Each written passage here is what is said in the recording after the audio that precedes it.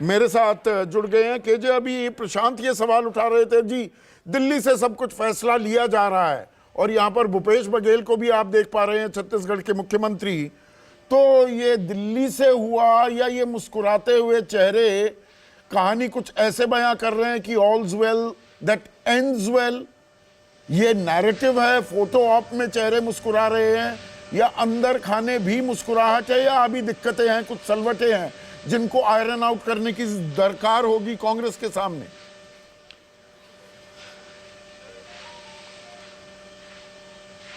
संदीप जी, देखिए, जो चेहरे मुस्कुराते हुए दिख रहे हैं वे सभी उनकी असली मुस्कुराहट कही जा सकती है, क्योंकि सबसे बड़ी बात थी कि बीजेपी को जबरदस्त तरीके से कर्नाटक में हराया गया है। दक्षिण में एक तरह से द्वार बीजेपी का फिलहाल बंद हो गया है सरकार में आने का। इस तरह की खुशी सबके चेहरे पर नजर आती है, ये एक सबसे बड़ी बात है। लेकिन एक और बात है, यहां पर मंच पर जितने बड़े नेता हैं उसमें दक्षिण भारत के नेताओं को खास तौर पर यहां पर बुलाया गया है। चाहे बात तमिलनाडु के मुख्यमंत्री एमके स्टालिन की जाए, केसीआर को भी यहां पर बुलाया गया था और इस तरह से तमिलनाडु को खास तवज्जो दी गई है। जी बिल्कुल, देखिए, मैं यही कह रहा हूं कि उत्तर भारत के बड़े नेता तो हैं ही हैं, लेकिन कोशिश कांग्रेस की यही है कि कांग्रेस की कोशिश यही है कि तमिलनाडु या दक्षिण भारत के जितने भी राज्य हैं, 5 राज्य, उनके नेताओं को खास प्राथमिकता के साथ यहां बुलाया जाए, क्योंकि उत्तर भारत में बीजेपी भले ही मजबूत हो सकती है लेकिन दक्षिण में अभी तक देखा जाए तो बीजेपी की पकड़ कर्नाटक के अलावा और कहीं मजबूत नहीं है।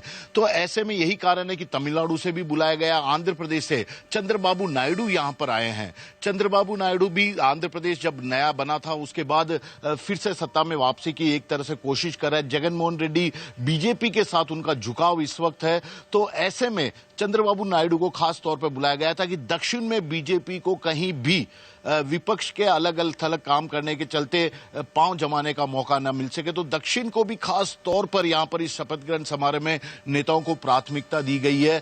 और जो जिस तरह का यहां पर जातिगत समीकरण साधा गया है, निश्चित तौर पर यह जातिगत समीकरण सभी लोगों को एक तरह से खुश करने वाला है। यह तो पहली कड़ी है, क्योंकि अभी केवल एक सीएम, डिप्टी सीएम और 8 मंत्री, 8 विधायक ही शपथ ले रहे हैं। इसके बाद जब शपथ ग्रहण का दूसरा स्टेज आएगा, यानी कुछ और मंत्रियों को सरकार में शामिल करने की नौबत आएगी, तो वोक्कालिंगा, दलित, ईसाई, अल्पसंख्यक और लिंगायत समुदाय के कुछ और नेताओं को भी या और कुछ विधायकों को भी इसमें शामिल किया जाएगा। महिलाओं का प्रतिनिधित्व नहीं दिख रहा है, बल्कि महिलाओं में के दौरान महिला बहुल जो सीटें थी समुदाय से वहां कांग्रेस हावी होती दिखाई दी बीजेपी पे। ये थोड़ा सा आपको अटपटा लगा?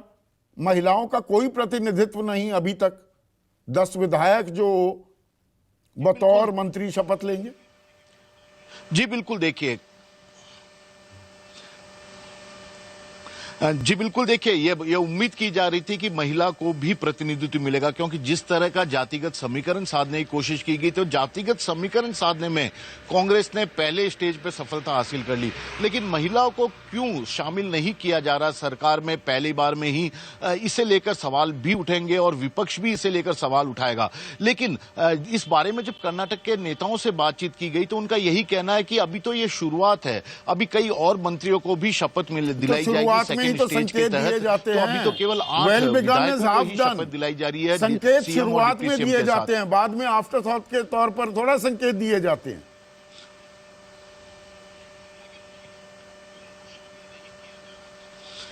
जी बिल्कुल, आप सही कह रहे हैं कि शुरुआत में ही संकेत दिया जाना चाहिए, लेकिन यह चूक कांग्रेस से कैसे हो गई, इसका कांग्रेस के नेताओं को जवाब देना पड़ेगा। लेकिन फिलहाल तो इतना है कि जितने चेहरे मंच पर मुस्कुराते हुए दिखाई दे रहे हैं, उन्हें कम से कम इस बात की खुशी है कि आने वाले दिनों में ये लोग एकजुट होकर रहें या न रहें हर मुद्दे पर, लेकिन कम से कम दक्षिण में बीजेपी को एक तरह से हराने में बड़ी कामयाबी मिली है और उसका जश्न मनाने का यह सबसे बड़ा